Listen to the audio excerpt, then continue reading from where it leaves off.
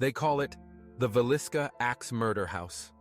More than 100 years ago, an entire family and 2 children visiting them are slaughtered here. Their skulls split open as they slept. The killer was never caught. Now the house is open for overnight tours. People come to see if the victims are still there. Most leave before sunrise.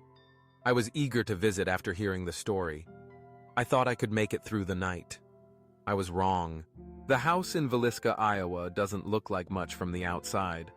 A simple white 2-story farmhouse, weathered and ordinary. But as I stood on the porch, something felt off. The air was too heavy. The silence was too deep. I knew the story.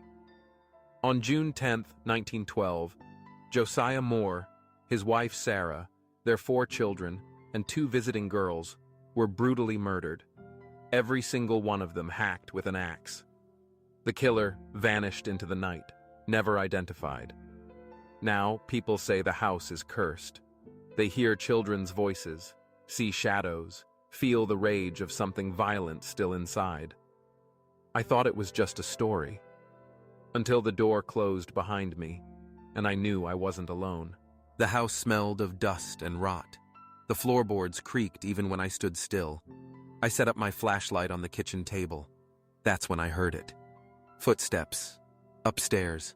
Slow, dragging, crossing from one room to another. I froze. The house was locked. No one else should have been inside. I called out, "Hello?" No answer. Just silence. And then, a giggle. A child's giggle. I went upstairs. The stairs groaned under me. Halfway up, I felt a chill pass over me, so cold it burned my skin. At the top, I found the children's room. 2 small beds. Toys still scattered across the floor. That's when the toys moved. A ball rolled slowly across the wood, stopping at my feet. Then one of the dolls tipped over, face first, without being touched. And I heard a whisper, "Play with us." The air grew heavy. The walls seemed to lean inward. I felt like I was suffocating. And then, footsteps again. Only this time, they weren't upstairs. They were behind me. I turned and followed the sound into the master bedroom. The air here was colder than anywhere else. My breath fogged the air. On the bed, there was an indentation, as if someone was still lying there. I stared at it, heart pounding. Then the ceiling above me creaked. I shined my light upward and froze. There was a shadow on the ceiling, a man's shadow, holding an axe. But there was no man in the room. The shadow moved anyway, slowly raising the axe higher, higher, until it swung downward and the light shattered. The room plunged into darkness. I scrambled for my backup flashlight, but the air around me felt wrong. I could hear breathing. Heavy, slow, right next to me. Then, the sound of the axe dragging across the floor, scraping, echoing. I tried to run, but the door slammed shut, trapping me. The whispers started again. Children crying, pleading. "Don't let him find us. He's here. Run." And then a voice deeper, darker, growled into my ear.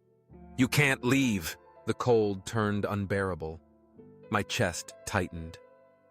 In the corner of the room, a figure emerged. Tall, faceless, holding an axe dripping with blood that wasn't really there. He stood motionless, then took one step toward me. The axe dragged across the floor, the sound splitting through the silence. My body wouldn't move. I was frozen, staring at the faceless killer walking closer and closer. Finally, I screamed. The lights flickered back on, and he was gone. I don't remember running down the stairs. I don't remember bursting through the front door. All I remember is the sound, the dragging of an axe behind me, chasing me into the night. They say the Villisca Axe Murder House is one of the most haunted places in America. But I know the truth now. It isn't haunted by the victims. It's haunted by the killer. And he's still there, waiting for the next person foolish enough to spend the night. Would you dare to stay inside the Villisca Axe Murder House overnight?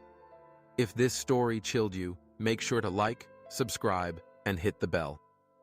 Because there are more true hauntings to come, and each one is darker than the last. Until next time, sleep well.